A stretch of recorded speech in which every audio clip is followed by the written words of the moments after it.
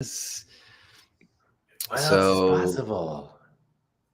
good morning, world. Good Happy morning. Wednesday. Happy Wednesday, everybody. You ready to wake up? Happy hump day, or whatever day you're listening to this, now or Whatever later. day. That's right.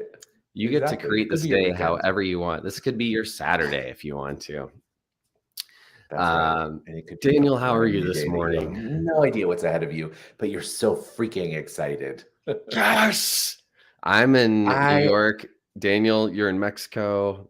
I'm in Mexico. Yep, We're for literally now. around the world right now. I mean, We are. physically, that's where we are, but energetically, we're really all connected. We're one. We're one with everybody. How's everybody doing? How are you guys doing? What's new? What's exciting you? There's a lot of energy going on with this new Aries eclipse. It's Mm. kind of like, Aries has got a lot of confrontation involved, right? Ooh, I've dated some There's Aries. That's some fire. Have you? Oh yeah. Ooh, Oh my that's an God. interesting combo, right? Scorpio and Aries. Yeah, watch out. Yeah, Exactly. it's hot Yeah, until it it's is not. hot. It is exactly. Hello, So Becky. what's Hi, Becky. So what's been popping in your universe, Ben? I obviously we've looked around us and we've seen this week there have been some powerful public displays of aggression, shall we call it? Mm, yes, and I've been putting out some public displays of affection too. Um, Ooh, me I want to too. Always a say, lover, never a fighter. well, yeah, that's really I try to lead with love because and my fighting's always been from love. I think this is actually as a kid, I remember the most violent I've been was as a child when I was felt so frustrated and like this injustice and I just wanted to be like make these things around me stop that I couldn't control. Yeah. And I think we had this great conversation with some friends over the weekend about whether or not humans are inherently violent. And my friends were like, "Oh man, kid, no! Look at us as kids. We're such lovers." And I was like, "Well, wait a second. I mean, also, what about when kids don't get what they want, right? Or they get Right. mad, or they like are hungry, or they need something, and they're not getting their needs met, or what they feel like they need, right? You haven't taught them sharing yet. Like, what happened? There's some Right. anger when you have to suddenly share, or if you have a smaller sibling or someone comes along and takes your thing, right? There's lessons to learn, but also, we get mad, but children who sometimes get mad at their parents who show that full display of emotions also from a psychological scientific standpoint trust their parents more. They feel safe to express their emotions. Kids who are Right. Exactly. afraid to express themselves inside of their home usually have had some abuse or something, so there's are taught like to fear something, right? So we're trying to Internalized find a line energy. of, Yeah. yeah, of being safe. And when I was a Yeah. kid, I've talked about this maybe even last week. I've gotten so angry, I got violent. And then thank God for my mom and therapy and my family. My mom would say, well, like, tell me, I won't listen to you till you tell me how you're feeling, or go Right. outside and stomp around.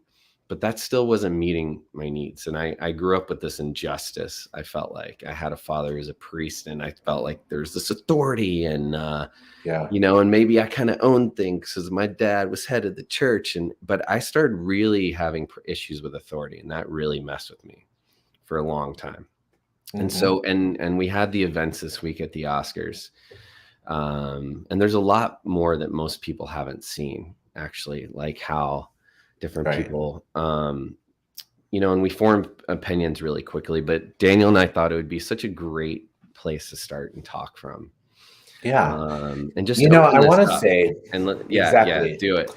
On that note, I was the opposite kid, right? I was the Mm, kid that I swallowed all of my needs. I swallowed all of my aggression. I swallowed all of my mm, anger. And mm, that too was not good. And also I came from this like really Pollyanna home. Like my parents were so cool and so awesome and so supportive. And I think everything was so quote unquote perfect in my house. I didn't want to disrupt anything by being the one who was where things where there was anger, or where I came home or even talked about being bullied. I never talked about being bullied, and I was bullied like crazy on the schoolyard. You know what I mean? And I internalized all of that energy, Ben. And it's something that I think still to this day has forced me to look at how to handle and deal with those feelings in a completely different way. And it's so intense. It's so a part of who I am that when I see on the outside, when I see people fighting or people arguing or something like we saw it at the Oscars, it makes me so scared. I get really, really scared and I get really nervous and I go, "Oh my God, what is this?" And what are they doing? And how can we keep the peace? So to the contrast to exactly what you said, and also I too developed a sense of I authority was also something that was very hard for me as well Mm. because I never felt like anybody had my back. Like anybody who was of authority, I never Mm. felt like they had my back. I couldn't tell my Mm. teachers because my teachers would say, "Well, you need to deal with it yourself," or any of that. So Can it's I this can I energy just of how ask we deal something? with this. Yeah, I want to Yeah, ask of something. I course. want to check in. And, I just wrote too, I want to remind everyone this is a dialogue. So even though you're mostly listening to us, if you're live, we like you're Yeah, here and your energy, whether you're listening now or later, is part of this. So this is a community effort. So I would just love to know anyone who is listening right now, paid to drive. Hey, brother, we yeah, see you. We would really love to hear what you relate to. If you relate to one of these, like if you relate to Daniel, that you internalized it and you didn't feel like you had anywhere to go to, or if you, which actually was how my sister was, my older mhm, sister. So I watched her internalize it, which probably made me even angrier because I yeah, was just like, someone's gotta do something, just flipping out. I yeah, say I like came out of the womb like doing karate, like it was just so embodied. And then we yeah, try to tell these kids, no, you have to sit down and be quiet and use your words. And like, that isn't even, we haven't developed that language as a child to be able to do it, but that's a great practice.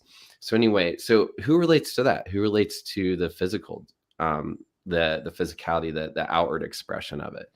And we're not one or the other, but I'm just curious if you're listening, where you stand, male or female, or yeah. anywhere in between. My buddy Glenn in New Jersey, he's listening from work. Hey Glenn, he says he had your experience Hey, exactly. Glenn. Um, he said the schoolyard Yeah. teaches And what did children to you be do? warriors. And Paid to Yeah, Drive said he was bullied at school. I was bullied too, but yeah. there was one kid that I also bullied. Um, I think he was someone I could take out the aggression I felt on me onto someone else. Often we don't bully Sure. unless we feel either we bully ourselves or someone else bullies us, right? Right, There's some exactly. injustice that comes out that feels And like where it do needs to, we right? right, and also it's interesting that you say that too, because where are we informed about our behavior and what is quote unquote right in these situations? Like, Yeah. where did you learn where did you learn this? Where did you learn this, Ben, that you needed to stick up for yourself and fight and then take your issues out on other people? Like, where does that come from? Where did you learn that? I don't know. It felt like it was it felt like survival. Like My mom survival. said Yeah. also, as a kid, when she'd be like crying in the bathtub or really angry, like her father committed suicide, and when she was 16, and he was her best friend. She was the oldest of Wow. three, and she really felt so angry about that. And Yeah. so much injustice because she felt so abandoned. And I remember this anger that she carried with her. I could feel it as a kid. And I think, anyway, she would say that I would try to make her laugh when she has this memory, and I sort of vaguely do. I was like 3 or 4 or 5 maybe, and she was in the bathtub crying, and she said I was trying to make her laugh. And that's where it became what I did. I was Mm. like the clown in the house. I was the not only physical expression of anger, I was the physical expression of comic relief. I felt like someone had to do that. That's why I started Yeah. performing, and like I started doing magic shows in my living room at age 4. Uh, there had to be some, I mean, that I also saw my Right. dad at the pulpit every week, delivering a message, and I could feel his anger. So, you know what? My dad had an outward expression of anger. I just saw it by saying that. I remember him yelling and around the house. And he would get all these headaches. So that was probably his Exactly. Wow. internalized part, because he was also suppressing his innate homosexuality, or bisexuality. This is the side of him that really was drawn to men and didn't feel permission to. He suppressed a lot of that. So I think, it was half and half. Sure. My mom also beat the couch in the basement with a baseball bat sometimes to get out her anger. So, maybe I inherited some of that from her too. Who Interesting. knows? I remember watching my parents, like when my parents would get in just an argument about something silly, like money or something, like nothing serious, but they would get into this argument and this fight. And I remember a specific moment where actually every moment I would laugh at them. And Mm, one time my mom was so mad at me laughing at her. She was like, "What do you think is so funny about this?" And I remember looking at her and I was like, "You guys look ridiculous." I was like mm, literally 7 years old, you know? I was like, "You guys look ridiculous." And they stopped and they were like, "Ridiculous? Oh, you'll understand when you're an adult one day," or something like that. But I remember also looking at them thinking, I don't want anybody to look at me like that. You know what I mean? And so that was something in which I was like, okay, you know what? I have to keep this appearance on the outside that I'm calm, I'm cool, I'm whatever. But for me, the opportunity to really work through all of that stuff was not easy because I didn't have the tools that I have now. I didn't have the tools of meditation, or I didn't have the tools of communication with mm, with somebody important. I never had a therapist. I never had any of that. So mm, for me, I took all of that energy and I threw it into my creativity, and I allowed my creativity to kind of be that vessel for me. But still, Ben, it wasn't really until I actually was able to, let's say, confront my own demons about the things that I was unwilling to see, and just allow myself the space to say, you know what? It's okay to be pissed off every once in a while. mm, It's okay to be angry. It's okay to handle things the way that you choose, but also to make it more proactive. Because what I also realized is that by me swallowing all of that, I wasn't mm, doing anybody else a favor either. mm, How mm, can we actually empower others? How can we empower people to grow? How can we be a space of allowance for people mm. that actually gets them involved in a dialogue where there can be true healing, right? So let's refer just ever so briefly to the incident on Sunday at the Oscars. There's no right or wrong here. We're not taking sides. That's not the point. The point is that how could an opportunity like this, in a similar situation that we've all been in at some point, be handled in a way that was actually healing and would have actually communicated something to the world that there's another choice other than slapping the shit out of somebody, right? Mm. So Or where I would love yelling, to, or whatever, yeah, like that outward exactly. expression, right? And there's another choice in internalizing it also. Yeah, yeah, yeah, exactly. And I want to ask you, Ben, because I see you as such an amazing communicator now. And look, you're a coach, you help men deal with all of these issues that they have as well. What was that turning point for you where you realized that the way that you were going about communicating your thoughts, feelings, and emotions was not working for you, and you chose something differently? Wow, that's a great question. Mm. Because I don't see you as that person right now. Like, I Yeah. don't see you as that person um who's angry or whatever. Well, we don't I live don't see together that. day to day. Yeah. I mean, I'll tell you one thing. Oh, so talk to your wife? Yeah, oh yeah. I mean, I'll tell you one thing as a professional actor, like, I hear that a lot. People are like, "Oh, you're so even-tempered." I'm like, "Yeah, I do a really good job of like keeping that Yeah, down probably." There was a absolutely. moment the other day when my wife and I were really angry in the house, and we just triggered each other's stuff. My abandonment complex was triggered, and her childhood something. It was old childhood stuff. Literally, I triggered her avoidant attachment, and she triggered my anxious attachment, which are attachment styles if you don't know. And one's like Wow. the runner and one's the chaser. And so that was happening, and she was trying to set a boundary, and I like couldn't handle it. I like felt abandoned, and then she was using her words to try to create a boundary, but how she was taught was to use her words as a knife to protect her. That's how I felt. I'll say that. And because Right. the other thing we're working on nonviolent communication is taking really responsibility for her words. So I feel that she's very good at using her words to push me away in a way that Wow. causes that I feel like she's very good at pushing my buttons or saying something that hurts, that feels hurtful. So in that moment, I react out of hurt is anger, and so much of anger comes from hurt. There's a really beautiful talk about Adrian that we acknowledged, Becky's cousin, the Sheepdog program. You can look him up on Instagram and Facebook. He's this incredible talk on anger, and it was so enlightening for me. I've been studying it for so long, but he said anger is a reaction, actually not one of the main core emotions, but actually a reaction. And most of the time it's to pain and to hurt. And I forget that so often. And that's a tool. I'm still trying to, as I say this, I'm reflecting on your question, but that's a tool I've noticed that even when my partner's mad, I can be like, oh, she's hurt, and immediately I want to go in and talk about it and say, oh, how are you feeling? But she's not ready to talk Yeah. about it. She's in a place where she's needs to process differently.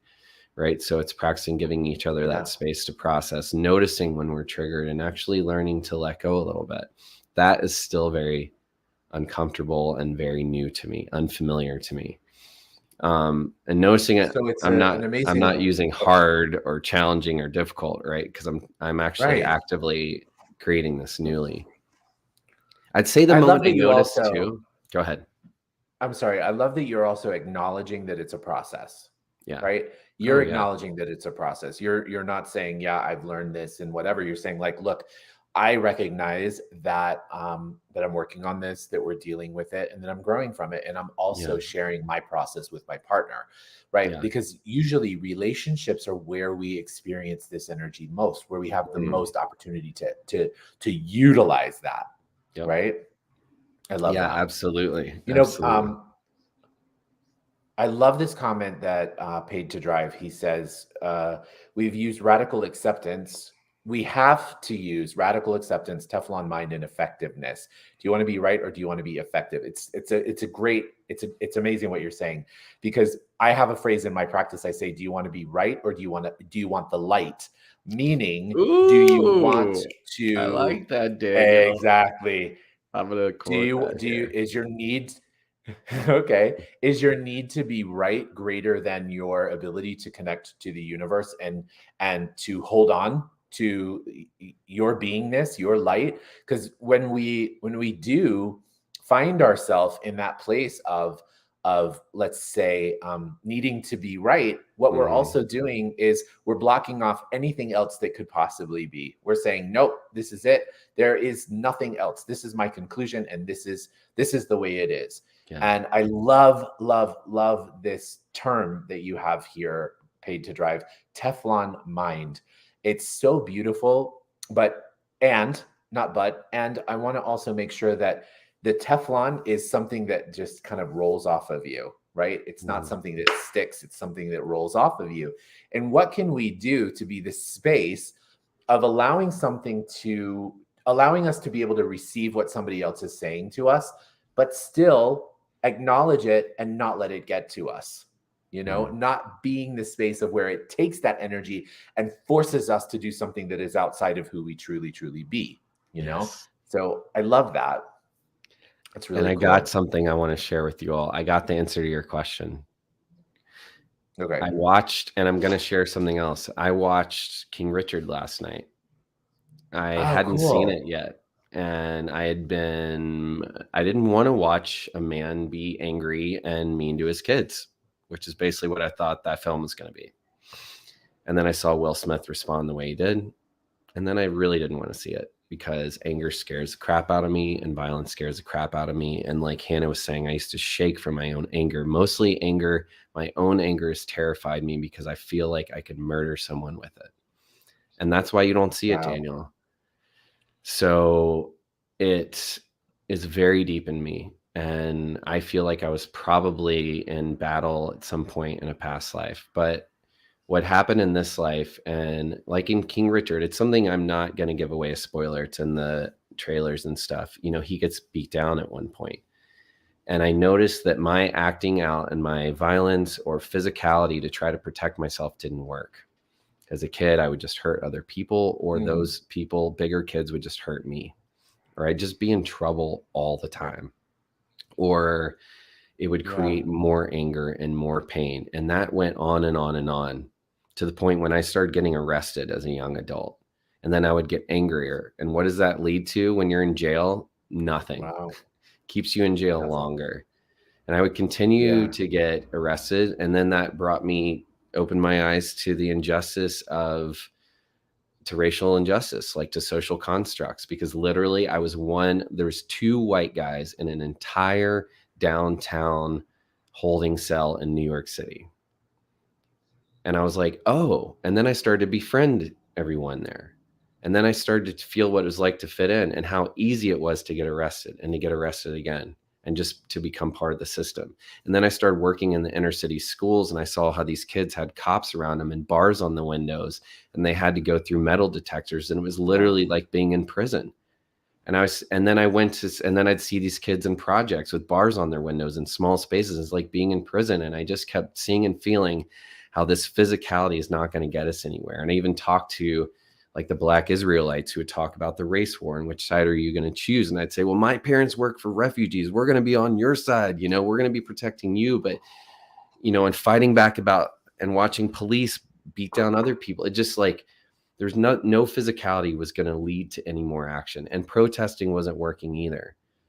So at some point and then I watched 9/11 happen in my backyard. And I think that was the tipping point for me, because my anger, I had to outcreate it, because literally I started dying and imploding from trauma. And the more angry I got, the more sick I got. And then I poured more alcohol and drugs on it. And so the freedom and the key for it for me was to stop hurting myself and to Wow. turn That's that amazing. anger and to release it. And so I got sober. I asked for help. I started praying, meditating every day, doing yoga every day, and running every day. And I realized I had to put this into physical expression that helped my health. And then I had to talk about it, but I had to constantly embody and release this work so that I don't internalize it, and that I do things that actively serve my passion to help other people. And that's when I turned it around. It was longer. Yeah. Yeah. Yeah. So it was sort of a moment when I And then finally let's said, also, like, after I got yeah. arrested from Dell and torn down from that, it was like, thank you for letting me talk this out, because I'm seeing it more clearly now. The moment it switches when I realize, again, if I'm arrested or hurt or in pain, that I had to choose to stop suffering. Like, pain's inevitable, but I had to stop being a victim of my own suffering. And I had to start actively choosing something greater. And That's people like amazing. you came into my life and said, hey, keep sharing this. You know, I learned not to hide from my pain, but sharing it actually helped heal. So that is the most, first of all, thank you for that amazing, amazing, amazing moment of vulnerability and that moment of truth, Ben, because I think so many people can relate to what you're saying. And I want to acknowledge actually how you took all of that energy and you made it a part of your life's purpose. You Mm, didn't make yourself wrong about it. You didn't say, yeah, this is a part of my past I'm embarrassed about, or a part of my nature that I'm embarrassed about. I was in jail. I did this, I did that, and that's wrong and wrong, I wrong, mean, wrong, I wrong, am wrong, wrong. embarrassed No. about, but I still Instead, need to share it. Like, it's like, you know, I still deal with that shame, but I'm going to be honest about it just because I'm human, you know? that's right. But look what you're doing with it. What Mm, you're doing with it is you've established a practice in which you help other people find and utilize that energy to the best of their abilities. And so you have taken all of this energy and you've transformed it into something that can actually be of service to us and to mm, the world. mm, And I just want to acknowledge that, because what can we all do? Where are we all making ourselves wrong for our past mistakes or our past behaviors or who we've been in the past? Where are we making ourselves wrong that if we actually chose to make it a strongness instead of a wrongness, we could change the fucking world. So bravo. Thank you for that. Yes, my pleasure. Oh, And yeah. Paid to Drive said too, he's like how everyone's obsessed with Ukraine-Russia conflict. It is devastating. Some people are choosing to live in fear every day, and I was one of them until I let it go. I feel better. Letting go is so important. And it doesn't Yeah, of mean course. that anything's wrong. You're detaching with love and you're still able to send love, but you don't have to constantly be in the suffering of it, Yeah, it right? You can doesn't mean you choose don't something care. greater. You know what I Yeah. mean? Yeah. Exactly. And I appreciate that Exactly. you talk about it, Daniel, and the downloads. You know, it still is an energy I'm afraid to talk about because of war and 9/11. It brings up old stuff, but how I heal with it is to continue to send love and then let it go, right? Not to Yeah, carry it around the exactly. rest of the day. Yeah. Paid to Drive says, "Whoa, Dan, with the F bombs." Yeah, I know. That's how I get my excitement out. Every once in a while, one of those F bombs comes out, and our producer will be so angry with me that I let one out. But hey, you know what? Fuck it. We might have. I don't know if she will, because either way, if we're like, we might have chosen the explicit Spotify. We'll have to Oh, ask good. her. Becky, if you're listening, are we explicit or not? I can't remember if we decided we could curse, but either way, you know, it's a self-expression. So we can choose What if something we're greater. explicitly awesome? Yeah. Exactly. We are explicitly awesome. And guys, really, really, I want to really acknowledge this incredible dialogue that's going on today with everyone, with all of you on Instagram, all of you on Facebook and Yeah. YouTube. Wow, this is exactly what our vision, the vision that Ben and I had for this initiative, this podcast is about. So your contributions, all of our contributions today are the contributions that are really waking people up, waking up the world to greater possibility. And Yes. so thank you guys so much. Yeah. And we're taking And your thank you, energy. Ben. So Thank you you. being part of it, the feeling's mutual. I mean, everyone here being part of it, listening now and later, are really you're contributing. We're taking your energy. Oh, great. So Becky said she labeled all of them as explicit. So we're great. Perfect. So So I can fuck say fuck yeah. as much as I want. I love it. Amazing. Um, Oh, I love it. Ben, I Paid to love Drive you. said Thank we you really so need much. more people in here. So spread the word, motherfuckers. Let's get it out. This powerful medicine out there. Thank you for Paid to joining Drive. us. Can you And just tell please us your comment name and so that let we us don't keep know. calling you Paid to Drive? What's that? I just Say want to that know your again. name, Paid to Drive. You're fucking badass. Oh, yeah. Yeah, please join I us love same it. time, same place next week, and share this. Comment below. Let us know how you feel. Share your story with us and with the world so we can get this medicine out. We love you. Yes. Thank you, Daniel. Thanks, Pete. Thanks, Of Pete. course. Thank you, Ben. I love you so much, and I'm so grateful for you and so grateful for everyone. Thank you. Love Have you an too. amazing week, guys. And love all of you. Take care. Bye. Bye, guys.